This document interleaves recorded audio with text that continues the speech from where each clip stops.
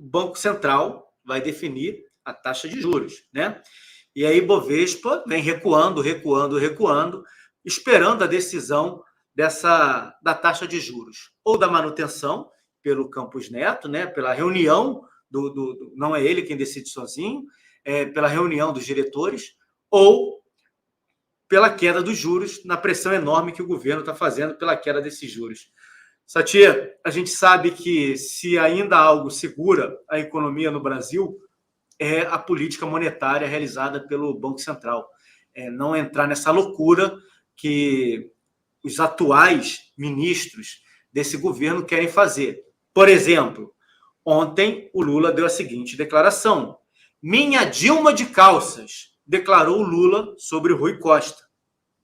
Pois é, a gente tem na Fazenda um professor que só faz copiar livro antigo de comunismo e dizer que ele é o grande pensador do comunismo no Brasil, né? A gente tem agora o Rui Costas como ministro aí da cidade e ele falando que esse ministro é a Dilma, ex-governador da Bahia, que levou a Bahia para um dos lockdowns mais tenebrosos, terríveis, transformou o estado da Bahia num estado violentíssimo. Como é que você vê essa tentativa de interferência do governo na última coisa, talvez, que reste ainda do governo Bolsonaro de positivo, que é a presidência do Banco Central do Brasil? Isso aí é a vontade exacerbada que eles têm, porque é a única escapatória para fazer valer as falácias durante a campanha, as mentiras durante a campanha.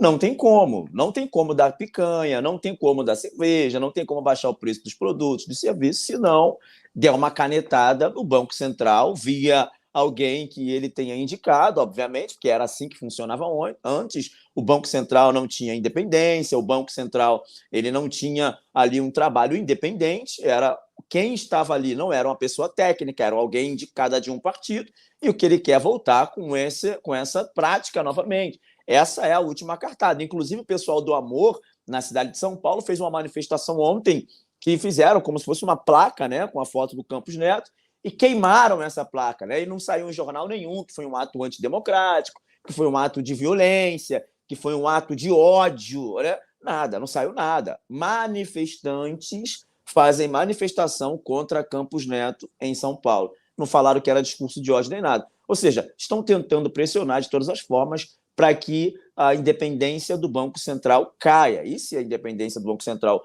realmente cair, a gente, de fato, entra num colapso econômico, né? Porque o mercado não está reagindo bem às ações. Inclusive, o Lula ontem tuitou que confia no Fernando Haddad, ou seja, a pressão em cima do Fernando Haddad está muito alta, está muito grande. Eu nunca vou deixar de falar isso aqui, sempre falo para a nossa audiência qualificada. Nós trocamos uma Ferrari por um Fusca, nós trocamos um Paulo Guedes, que é aí um dos maiores economistas do mundo, respeitado no Fórum Econômico Mundial de Davos, respeitado em Wall Street, respeitado nas bolsas da Ásia, Singapura, nos fóruns também econômicos desses países, né, relevantes, sérios, para colocar um professor que fica imitando teoria, como o Gustavo bem disse aqui, do comunismo, que é totalmente engessado e que não funciona de forma alguma. Nós trocamos o Paulo Guedes pelo Fernando Haddad. Só você digitar lá, se você quer saber quem foi Fernando Haddad, digita no Google, pior prefeito da história de São Paulo. Procura lá no Google e digita o pior prefeito da história de São Paulo.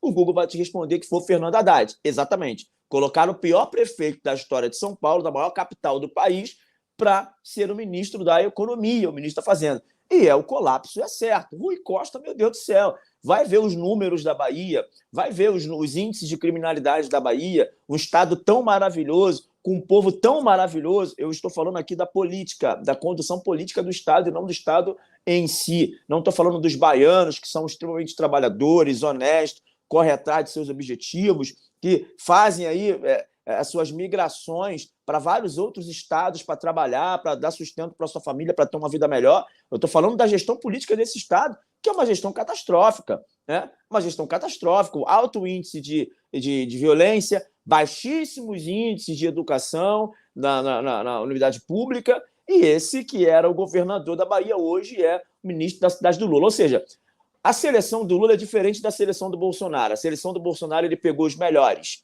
Parece que para a seleção do Lula tem que ser o pior, tem que ser o mais nocivo. Daí vem aí a teoria do professor André Queiroz. Se fosse um desgoverno, eles não fariam nada, estava bom, mas não é. Como eles são os piores e fazem as coisas para piorar, para estragar o país, é um governo maldito.